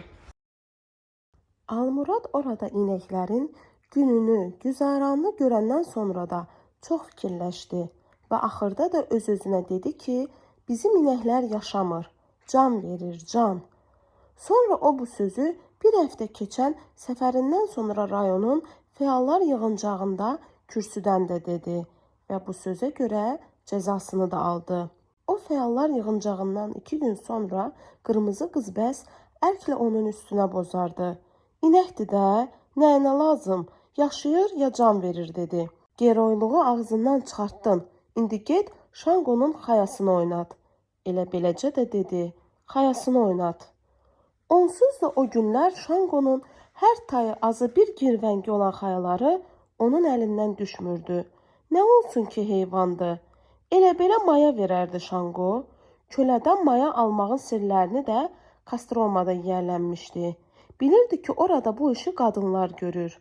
Qadın əli, qadın barmaqları kələni daha tez hala gətirir. Kələni daha tez maya verməyə məcbur eləyir. Amma bu fermada o hansı sağıcıya deyə bilərdi ki, bu zootexniki işdə mənə kömək elə. Elə hərəsi bir kişinin arvadı idi, bir evin gəlini idi, bir evin xanımı idi. Amma o əslində dəmdəstgər Şanqonun paçasının arasına əl atanda bu arvadların, gəlinlərin, qızların ona necə oğrun-oğrun göz qoyduqlarını, arabir Şanqonun dörd divarı arasından çıxıb inəklərin birini altına almasına necə tamaşa etdiklərini görürdü. Bu fermada həqiqətən də həyat maraqsız deyildi. Neynəmək olardı? Hər şey insan üçündür. Şüar belə idi. Şanqonun başına açılan oyunlar da dövrün, zamanın, günün tələbi idi. Şanqo bu dövrün, zamanın, günün qurbanı idi. Bütün bunları Almurad da yaxşı başa düşürdü. Amma nə eləyə bilərdi ki? Almurad bir də onu görürdü ki, heç olmasa həftədə bir gün mayası alınmayanda Şanqonun nəriltisi kəsilmir. Mayası alınan gün iştahdan da düşürdü. Dana düyəyə də baxmırdı. İri gözlərinin parıltısı çəkilirdi. Şanqo bu işə də görünür vərdiş eləmişdi. Əvvəllər onu əl vuranda aləmi dağıdırdı. Elə, Şanqo bu çöldə hər şeyə çox tez öyrəşdi. Bu çölün adamlarından savayı. Az-çox Almuradı tanıyırdı, az-çox Almuradı eşidirdi. Amma bir də görürdün ki, Almuraddan da üz döndərdi. İndi bu yad məmləkətdə isə o Almuradın etimadını doğrultmuşdu. Quzu kimi yanına düşüb gedirdi. Düzdür, Almurad ona əməlli başlı buruntaq da vurmuşdu. Buruntağın bir ucu da əlində idi. Amma bilirdi ki, Şanqo onun arxasınca bu buruntağa görə gəlmir. Şanqonu gətirən başqa şeydir. Hər halda o da istəyirdi. Bu yerlərdə gözü doyunca baxsın, görsün nə eləyirlər. Cəmaatdan ayrılıb onlara yaxınlaşan, Şanqoya heyrətlə baxan kişiləri danışdırmaq da könlündən keçirdi. Amma Namazəliyev qayıqdan düşəndə tapşırmışdı ki, nə bayda o tayda bir adamı dindirəsən, nə bayda. Amma qəfildən onun özünü dindirdilər. Xaloğlu, hey, hansı kənddənsən? Dönüb bu sualı verən ağ çalmalı kişinin üzünə baxdı. Başı ilə Arazın o tayındakı Aleksandrovkanı nişan verdi. Bəs niyə suyun şirin gəlmir mənə? Biz təzə köçmüşük. Deyirəm axı. Bu yerdə də əskərlərdən biri onunla qocanın arasına girdi. Vastadan. Nельзя разговаривать dedi. Nельзя. Yenə də qoca onu yanladı. Şirin kişini tanıyırsanmı? Onun fikrincə Şirin kişi muğamda iki kişidən biri idi. Onu tanımamaq olardı. Başı ilə bildirdi ki, tanıyıram. Qoca da. Ona denən ki, amanatını saxlayıram ha. Yenə o başının hərəkəti ilə qocanı başa saldı ki, yaxşı. Sonra qoca Aleksandrovkanın daha bir neçə qocasının adını çəkib, halını soruşandan sonra xəbər aldı ki, oraya köçürülən malakanlar qırılıb qurtardımı, ya hələ yaşayırlar? O bir kəlmə ağzını açmasa da, qocanın bir sualını da cavabsız qoymadı. Şanqonun qorxusundan yanına gəlməyə ürək eləməyən Namazəliyev də nəsə ona qaş göz eləyirdi. O da nə bilsin Namazəliyev deyir ki, saata bax. Saatımı yadına düşürdü. Qoca az qalırdı ağlasın. Şirinin arvadı mənim doğmaca bacımdır, dedi. Doğmaca bacım. Aleksandrovkanın yerli cəmaatının az qala tən yarısının Arazın o tayında qohum əqrabası olduğunu çox eşitmişdi. Hansınısa dindirsə də gözü dolurdu. Hələ onu da bilirdi ki, son illərəcən o tayda, ya bu tayda yas düşəndə qara bayraq qaldırırmışlar. Bir-birinin dərdinə bu qaydayla da olsa şərik olurmuşlar. Hələ ondan da xəbəri var idi ki, Aleksandrovkada axırıncı dəfə qalxan qara bayrağa görə Namazəliyev kimin gününü qara eləyib. Namazəliyev isə aralıdanca ona gözlə, qaşla, əllə, ayaqla işarələr eləyirdi. O da nə bilsin nə var nə yox. Nə bilsin ki, Namazəliyev İran əhlinə bu ütülü şalvar, pincək giymiş, qalsuq taxmış, panama qoymuş naxırçının saatını da göstərmək istəyir. Qolunda saat olduğunu da yadından çıxartmışdı. İndi o ən çox ondan qorxurdu ki, Şanqo Araza girməyə, sudan qorxa. Bu rus kələsidim, eləmi? Almurad yenə də onun sualını cavabsız qoymadı. Bəs sizin inəkləriniz daha kələ doğmur? Bu sualın cavabını isə Almurad verə bilmədi. Ona bir kitablıq söz danışmaq lazımdı. Halbuki ağzını da açmağa qoymurdular. Şanqo isə Arazdan qorxmadı. Amma suyun tən ortasında, çayın ən şırıltılı yerində nədənsə ayaq saxlayıb bir xeyli sağa, sola, irəli geri baxdı. Elə bil gəmi idi. Sonra o elə gəmi kimi çayı üzüb keçdi. Namazəliyev, tülkü, anan namaz üstəymiş ha sənin, dedi. Hər halda o sevinirdi. Necə olsa əli boşda qalmamışdı. Şanqonu qaytarmışdı. O ağlına da gətirməzdi ki, Namazəliyev fermaya çatan kimi onu soyunduracaq. Təzə paltarı əlindən alacaq və deyəcək. Tülkü, sən bu kostyuma layiq tülkü deyilsən. Yoxsa elə pulunu alardım səndən. Şanqonu isə yalnız Şanqonun xatirinə tikilmiş 4 divarın arasına özü gətirmişdi. Özü onun çox da iri olmayan iri buynuzlarına kötan zənciri keçirib beton barıya bərkitmişdi. Di buradan çıx görüm necə çıxırsan, demişdi. Şanqo isə yenə də 4 divarın arasından çıxmışdı. Kim bilir hansı yolla və özü də elə bil ona görə çıxmışdı ki, Almuradı buynuzlarına keçirib öldürsün. Şanqo nə qanırdı ki, onun bu günəcən yaşamasının da səbəbi Almuraddır. Hər şey bir yana. 50 üçün o isti payız günündə gedib onu İrandan gətirməsəydi, indi sümükləri də itlərin ağzında idi. Özü də İran itlərinin. Hansı İranlı Şanqonun nazı ilə oynayardı? Başını ora-bura soxan kimi də başına bir güllə çaxıb öldürərdilər. Hələlik isə o, Şanqonun buynuzundan əcələ yetməmək üçün kolluqda gizlənmişdi və Şanqonun düz onun üstünə varıb gəldiyini görürdü. Yerini bərkidirdi. Biraz da kol-kosun içinə soxulurdu və onu tər basırdı. Amma bu təri isti yox, qorxu gətirirdi. Sən demə, Şanqo onun iynə alıbmış. Bir baş üstünə gəlirdi. Ara bir ayaq saxlayıb, geri dönüb iyləyir, elə bir yerdən, göydən, burnuna çəkdiyi bu qoxu da onu ürəkləndirirdi. Gücünü artırırdı. Yenə də aradakı məsafə xeyli azalmışdı. Şanqo 5-6 addım da atsaydı, məcbur idi əlbəyaxa döyüşə girsin. Amma bu 5-6 addımlıq məsafəni qət eləmək də asan deyildi. O özü isə buraya qaban cığırı ilə gəlmişdi. Düzdür, bu cırğıra girmək özü də təhlükəli idi. Qəfildən qabaqdan bir qaban çıxsaydı, heç yana qaça bilməzdi. Yağışdan çıxıb yağmura düşərdi. İşini elə qaban bitirərdi. Bu cığırda onu tanış bir iyi vuranda lap üşənmişdi. Ətrafına çox zond salsa da iyin haradan gəldiyini kəstirə bilməmişdi. Amma yəqin eləmişdi ki, 1 saat, uzağı yarım saat qabaq buradan qaban keçib. Bu yerlərdə isə qaban çoxdur. Hətta bir dəfə o özü də bir qaban çoşkasını ovlaya bilmişdi. Yeni il axşamı idi. Amma əsl yeni il elə bil bu çoşkanın cəmdəyi ilə gəldi. Sona bu eybəcər canlıya yaxın durmasa da, tası gizləsə də, o bu qabanın ətini doğrayıb yumağa qab tapdı və Sonanın qəti etirazına baxmayaraq kababı da təndirdə pişirdi. Gözləri işıqlanmışdı. Elə o özü də o günlər bu kababın gücünü canında, qanında hiss eləyirdi. 3 il əsirlikdə keçən əskərlik illəri onu nəinki qaban, hətta donuz əti yeməyə də öyrətmişdi.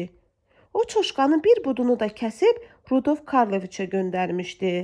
Və Rudolf Karloviçin arvadı Landa kiçik qızı İlonanı da yanına salıb minnətdarlıq eləməyə gəlmişdi.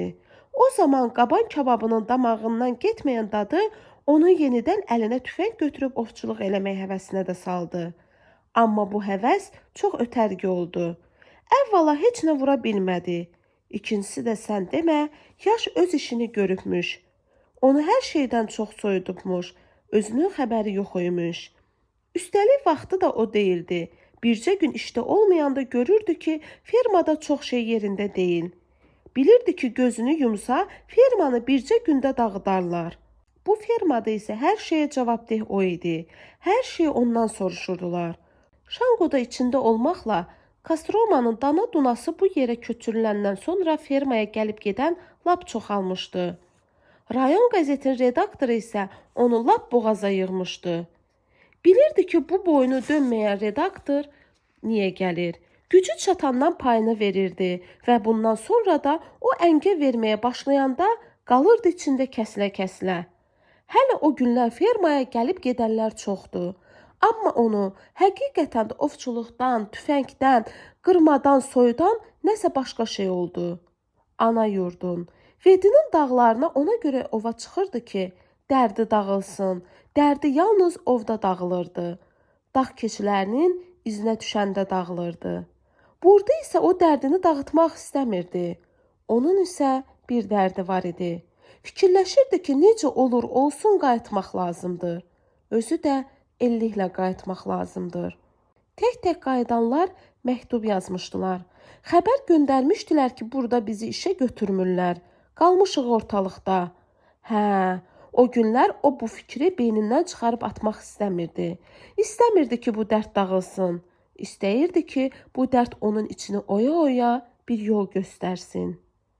Artıq 3-cü il idi ki, yalı, yaşlı da gözünü oxşamayan bu çöldə idilər. Amma ona elə gəlirdi ki, doğma ocaqdan dünən ayrılıblar. Dünən onları gətirib yük vaqonlarına yük eləyiblər. Dünən. Arada bir Şanqonun da yük vaqonu ilə bu yerə gətirildiyi günü yadına salırdı. Və o günü yadına salanda Şanqoya yazığı gəlirdi. Sən də mənim günümdəsən Şanqo deyirdi. Mən səni başa düşürəm. Mən də bilirəm ki, bu ilan mələyən sənin yerin deyil. Amma neynəmək olar? Zaman belə tələb eləyir. Dözməlisən. O başa düşürdü ki, Şanqoya uçsuz bucaqsız yamyaşıl Rus ormanı lazımdır. Bu ormana səpələnib otlayan 30-40 inək lazımdır. Bu ormanın içində keçən bir arx lazımdır. Vəssalam. O başa düşürdü. O bilirdi ki, Şanqonun havasını bu ormana səpələnib otlayan inəklər, bu ormanın içindən keçən arx ala bilər. Hə, beləcə ara bir onun Şanqoya yazlığı gəlirdi. Amma əlindən bir şey gəlmirdi. Çox olsa kəpəyini, kispəsini biraz artıq eləyirdi. Şanqonun quru, yaş otla arası yoxdur. Əzəldən onu kəpək kisbəyə öyrətmişdilər ki, mayası güclü olsun. Hə, Şanqonun bu Stalin kolxozuna mayası lazımdır. Özü yox. Elə buna görə də Şanqoya yazığı gəlirdi. Elə buna görə də Şanqoya arada bir adam kimi deyirdi ki, sən də mənim günümdəsən. Şanqo, mən səni başa düşürəm.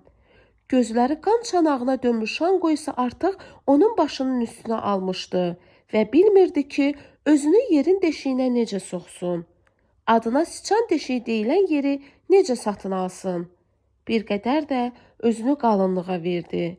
Daha hərəkət eləmək, qamışlığı yarmaq mümkün değildi. Şanqo isə gəlirdi. Bu qaban cığırını bir topa böğürtgen kolu ilişib qalmış başı ilə, lay divar kimi döşü ilə yara-yara gəlirdi. Amma ayaqları ona mane olurdu. Ayaqlarını bu dar cığırda zorla atırdı. Axı bu cığır qaban üçün idi. Heç qaban özü də bu cığırda dönə bilməzdi yəqin ki. Hər halda yalan gerçək eşitmişdi ki, qaban cığırında qabanla rastlaşanda güllən başına dəyməsə bəxtindən küs. Qaban özü sənin başını yeyəcək, bağırsaqlarını tökəcək yerə. Aradakı məsafə 3 addıma qədər azalanda, o özü də naçar qalanda, qorxudan titrəməyə başlayanda gördü ki, Şanqonun dırnaqları yerdən üzülüb. Şanqo dırnaqlarını yerə basa bilmir. Diz üstə qalıb, düz üstə sürünmək istəyir. Amma ağır gövdəsini çəkə bilmir. Şanqonun isti nəfəsi onu vururdu. Amma bu nəfəs onu isitmirdi. Əlini, ayağını soyudurdu. Əlini, ayağını bilmirdi hara atsın. Əli hara çata bilərdi ki? Qabaqda iri, qəzəb dolu gözlərini ondan çəkməyən Şanqo, arxada keçilməz, yalnız qamışlıq, böğürtgenlik. Hər halda bir şeyi tamam yəqin elədi ki, Şanqonun buynuzundan canı qurtardı. Amma bilmirdi ki, buradan necə çıxacaq. Dizlərinin üstündə qalmış Şanqonun üstünə adlamaq da təhlükəli idi. Başının yüngülcə bir zərbəsi onu şikəst eləyə bilərdi. Arxaya yol yoxdur. Qamışlığın arasından gün işığı keçə bilmirdi. Hər halda daha rahat, arxayınca nəfəs alırdı və bu özü də balaca şey deyildi. Şanqo dedi, indi buradan nə sən çıxa bilirsən, nə mən. Köməyə gələn olmasa batdıq. Hələ də heç kəsin köməyə gəlməməsi ona qəribə gəlirdi. Ola bilməzdi ki, Şanqonun qabağında yumağa dönən farmazon Fərmail hələ qaçıb özünü kəndə yetirməsin və bu xəbəri bütün kəndə car eləməsin. Siqaret çəkməyə 3 il əsirlikdə keçən əsirlik illərindən başlamışdı və elə o illərdə bu vərdişindən əl çəkmişdi. Amma indi bir siqaret olsaydı çəkərdi. İçi yanırdı elə bil. Amma Şanqonu yumşaq səslə, mehribancasına dindirdi. Heç uşaqlarını da belə dindirmirdi. Mən səni başa düşürəm Şanqo. Mən, yalnız mən dedi. Amma məndən başqa səni anlayan da yoxdur. Yoxdur, amma sən də məni qovursan. Dünyada bir nəfər anlayanın var, onun da axırına çıxmaq istəyirsən. Niyə? Şanqo, niyə? Nə böyük iş olub? Bir kərə yançağına yaba soxmuşam. Bu qədər kin hardandır sənin içində Şanqo? Almurad əlbəttə bilirdi ki, Şanqo heyvərədir, heyvandır. Bu sözləri anlamır.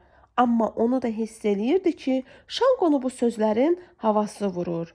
Şanqo yavaş-yavaş bu havanın sehrinə düşür. İri gözlərindəki qəzəb sönür, kin, nifrət əriyir.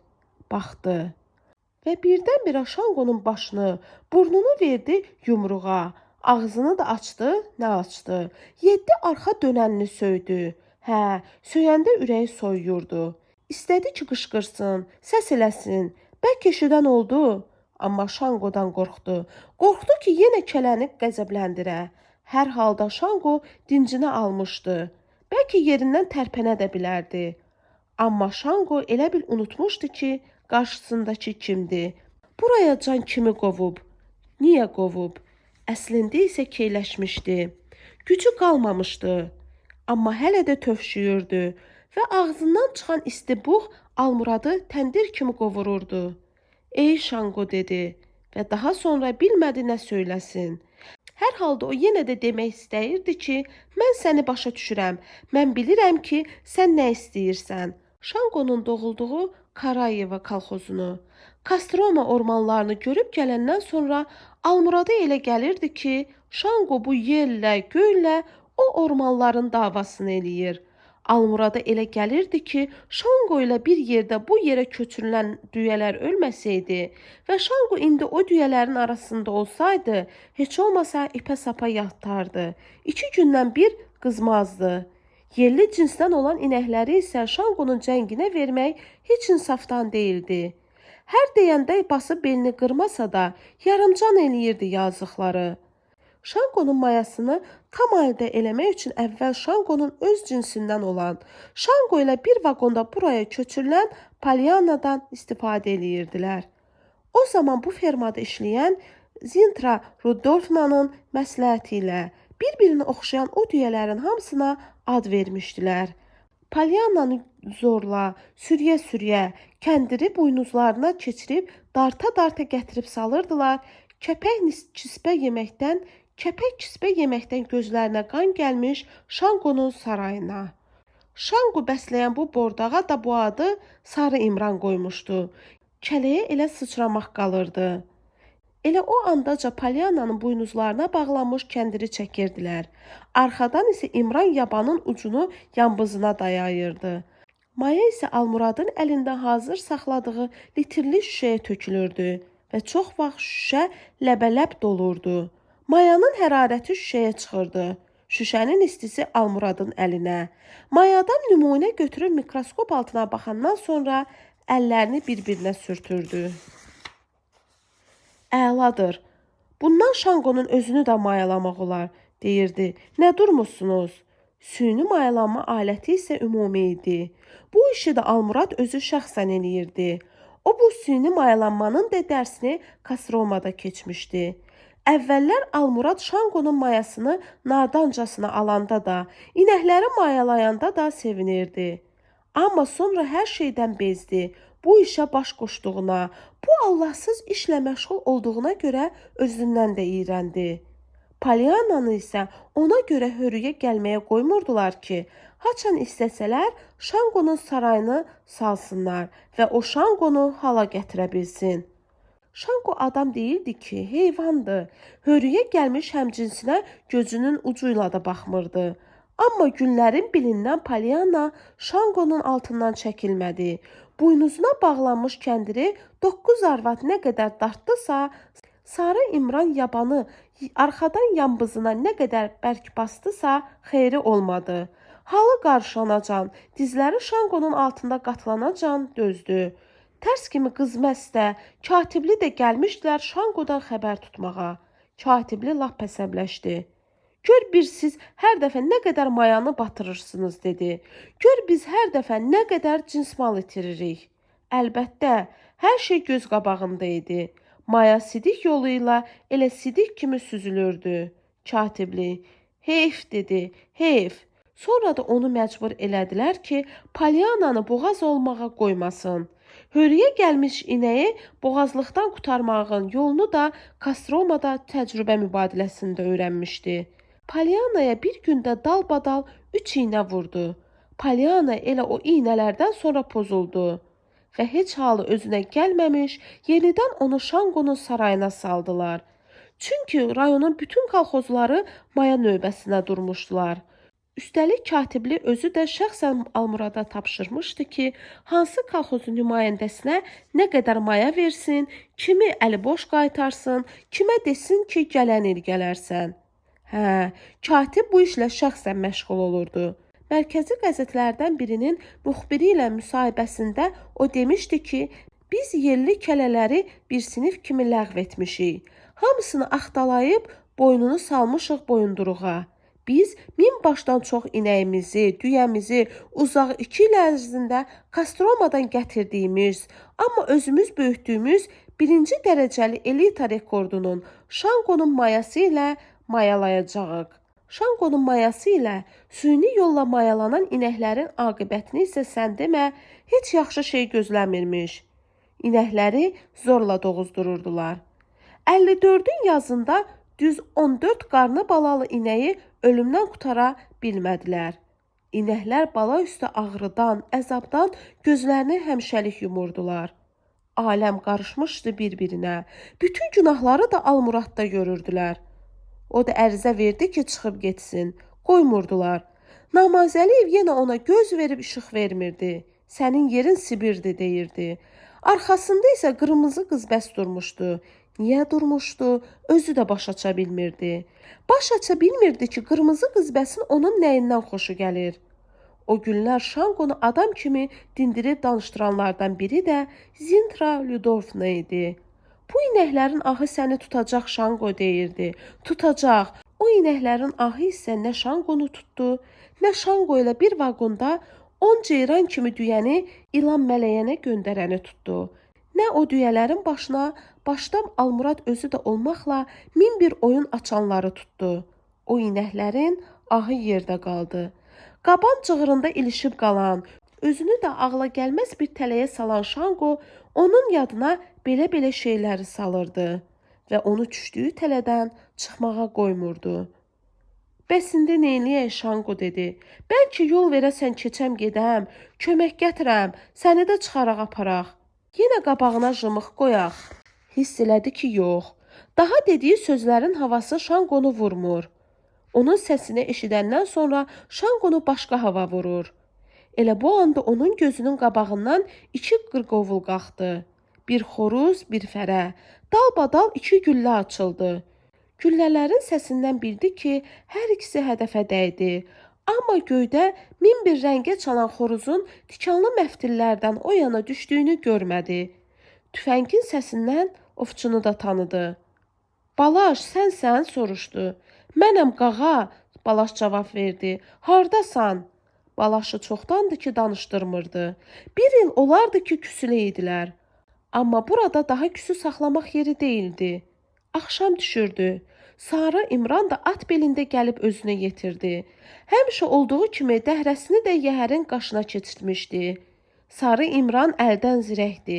Dəhrəsi ülgüc kimi elə bil qamışlığa dəryaz çəkirdi. Quma çökmüş gəmi kimi qalmış Şanqoya yaxınlaşanda isə dəryazı verdi Almuradın əlinə. Mən 37-mə baxıram dedi. Özün bilərsən. Və kənara çəkilib qalxdı atın belinə. Almurad Şanqonun gözünü çöldən ayıran qar qamışı biçib tökmüşdü. Qalırdı əsas məsələ, ayaqlarının altını təmizləmək. Amma daha bir elə qorxmurdu. Ona elə gəlirdi ki, kələnin qəzəbi soyuyub. Belinə keçirtdiyi qayışa 5-6 qırqovul asmış Balaş da tez-tez soruşurdu ki, o getsinmi? O da qəsdən onun cavabını vermirdi. Sən demə, kələ də elə qabaq ayaqlarını yerə dirəməyə bəndimiş. Böyrən kimi Almurad bildi ki, soxulacaq. Dönüb gördü ki, Balaş qaçır. Sarı İmran da atın cilovunu boşaldıb. İmran, gəl qalx atın tərkinə dedi. Nə gözləyirsən? O Şanqonun tamam dikəlməyini gözləyirdi. Fikirləşirdi ki, atın tərkinə çıxmaq ən yaxşı çıxış yoludur. Amma Şanqo dikələndən sonra onu ata yan almağa qoymadı. Yenə ortalıqda bir Şanqo qaldı, bir də o. Ona elə gəlirdi ki, ayaqları tamam meydən düşüb, daha qaça bilməz. Amma kələ iri başını irəli verib üstünə soxulan kimi geri sıçradı. Şanqonun üzü enişə qaça bilmədiyini çox görmüşdü. Özünü arxın qırağına verdi. Şanqo isə şikarının çox asanca əldən çıxdığını görüb dırnaqları ilə yerə eşməyə başladı. Elə bil bu yolla yeni qüvvə yığırdı. Elə bil dırnaqlarının altı boşaldıqca içi kinlə, nifrətlə dolurdu. Arxın qırağından aralanma, İmran atın üstündən dedi. Qırağa da ensə qalx yuxarı, qorxma. Balaşın isə artıq tozu da görünmürdü. Şanqo isə Almuradı aralanmağa qoymurdu. Almurad sağa gedəndə sağa dönürdü, sola gedəndə sola. Üzməyi bacarmadığına görə yenə özünü qınadı. 10-12 yaşlı uşaqların da bacardığı bu iş əlindən gəlsəydi, suda qol ata bilsəydi, elə pallı paltarlı baş vurardı kanala. Kanalın o çayına keçəndən sonra Şanqo çətin ki onu haqlaya bilərdi. Kanalın o tayına isə uşaqlar çox yox, 10-12 dəfə qol atırdılar. 3 ili Almaniyada əsirlikdə keçən əskərlik illərində bir dəfə olsun belə axar suya girməkdə aciz qalmışdı. Üzə bilənlər üzüb o taya keçə bilmişdilər. Əsirlikdən qurtarmışlar. Üzə bilməyib özünü o soyuq çaya vuranları o soyuq çay dibinə çəkmişdi. O isə Bir anlığa o çayda boğulan yoldaşlarından birinin gözləri gəlib durdu gözlərinin önündə. Şanqu isə deyəsən onun üstünə sıçramağa hazırlaşırdı. Əslində o belə bir fürsət gözləyirdi ki, qalxsın yuxarı. Onun atına fikir vermədiyini görən İmran atı biraz da arxadan yaxınlaşdırdı. Qorxma, qızışdır, qoy sıçrasın üstünə dedi. Özü düşəcək qanova, qorxma. Yox, o qorxurdu. Amma bilmədi ki, hansı qüvvə qolunun, qıçının qüvvəsini əlindən aldı. Hansı qüvvə onu kanala saldı. Görünür, bəxtində bir şey varmış. Hansı qüvvə isə onun barmaqlarını sahilin yaşıl bir hörük kimi suya düşmüş çayırlığına ilişdirdi. Şanqu da çayırlığa endi. Su sərin idi. Amma özü də bilirdi ki, onu titrədən suyun sərinliyi deyil. Artıq arada məsafə qalmamışdı. Şanqu yüngülcə suya girməyi ilə onun əlini sahilin çayırından üssəydi, hər şey bitərdi. Amma Şanqu onu soyuq-soyuq süzürdü və elə bil nəsə fikirləşirdi və sanki insan kimi nəsə deməyə hazırlaşırdı. Amma Almurad özü dilə gəldi. İlanla üz-üzə gəlmiş qurbağa təki ağzından qarmağa düşmüş qızıl balıq kimi dilə gəldi. Şanqo dedi, Şanqo, Şanqo. Şanqo deyəsən onun səsindəki titrəyişi hiss eləyirdi. Deyəsən o səsin suyun səsinə qarışan qeyri-adi havası Şanqonu vururdu. Almurad onun gözlərindən axan suyu da göz yaşına oxşatdı. Şanqo dedi, Şanqo, mən də sənin günündəyəm Şanqo. Və Şanqo gözlənilmədən ağzının, burnunun suyunu, seliyini tüpürdü onun üzünə. İnsan kimi tüpürdü. İnsanın əlindən bezmiş, cana gəlmiş bir insan kimi tüpürdü.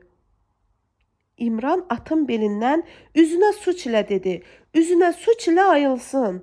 Əvvəla Şanqonun üzünə su çiləməyə onun imkanı yox idi. Sahilin yumuşaq, ipək kimi çayırından iki əlini tutmuşdu. İkincisi də görürdü ki, Şanqo ayılıb. Ayılmasaydı ayaq saxlamazdı. Özünü atardı onun üstünə. Hər şey bitərdi.